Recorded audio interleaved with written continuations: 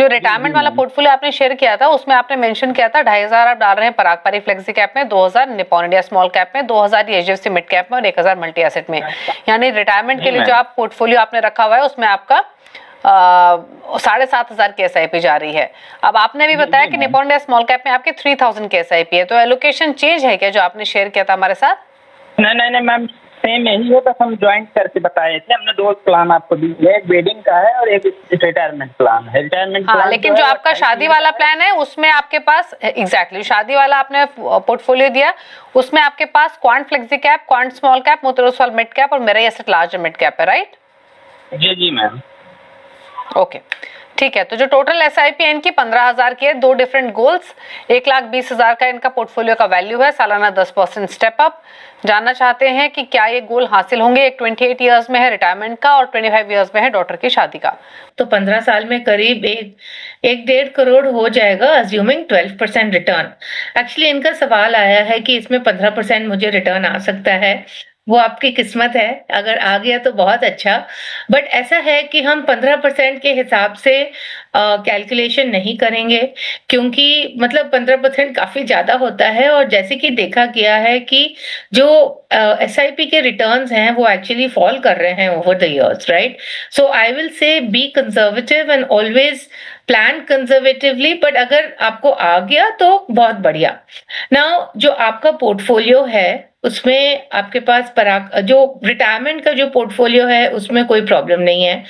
जो आपका wedding planning का जो पोर्टफोलियो है तो उसमें मैं देख रही हूँ कि आपके पास क्वांट के 2 स्कीम्स हैं और जो दोनों स्कीम्स हैं उसमें करीब 25% ओवरलैप है।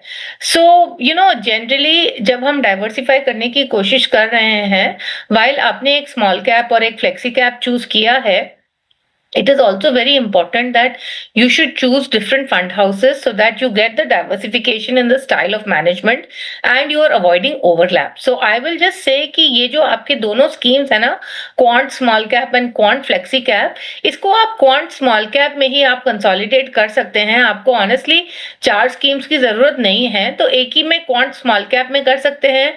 ये थोड़ी aggressive strategy भी रहेगी and in any case आपको amount भी 25 साल बाद ही चाहिए, तो सर्टेनली एक अच्छी स्ट्रैटेजी रहेगी। लास्ट में मेरा एक ही सवाल है आपसे कि आपने रिटायरमेंट की प्लानिंग के बारे में सोचा है और आपने बेटी की शादी के बारे में सोचा है, बट आपने बेटी की पढ़ाई के बारे में कुछ नहीं बोला। तो ये मैं जानना चाहूंगी कि क्यों आपने बेटी की पढ़ाई के बारे में कुछ नहीं बोला है? सैलरीड पर्सन हूँ, तो अभी मेरे खर्चे बस 2-4 साल के हैं, उसके बाद से फिर इन्वेस्ट करना शुरू करूँगा उसके लिए, बेटी पढ़ाई के लिए। अभी जो फ्यूचर के जो लॉन्ग प्रोसेस है उसके लिए हम अभी से इन्वेस्ट शुरू कर दिए हैं। तो मैम इसमें चेंज करना है वेडिंग में? नहीं, वेडिंग में बस एक ही चीज बताया आपको, क्वांट फ्लेक्सी कैप और क्वांट स्मॉल कैप दोनों में से एक ही फंड रखिए, 2 फंड रखने की जरूरत नहीं है। स्मॉल कैप को रखिए, फ्लेक्सी कैप के जो 2,000 है वो भी आप क्वांट स्मॉल कैप में डाल दीजिए, तो 4,000 आपके स्मॉल कैप में जाएंगे क्वांट के। मरिन शायद यही बोल रही थी। एक्चुअली इनका कहना यही है कि डॉटर की एजुकेशन के लिए इनकी ऑलरेडी प्लानिंग है, वो नियर टर्म गोल है, लॉन्ग टर्म गोल्स की प्लानिंग अभी करके चल रहे हैं। प्लस इनकी जो टारगेट्स हैं 28 years retirement, 25 years wedding daughter की, कितना इकट्ठा कर लेंगे ये इन दोनों पोर्टफोलियो से? करीब 1.5 करोड़ इन टोटल दोनों गोल से, राइट? यस। ओके।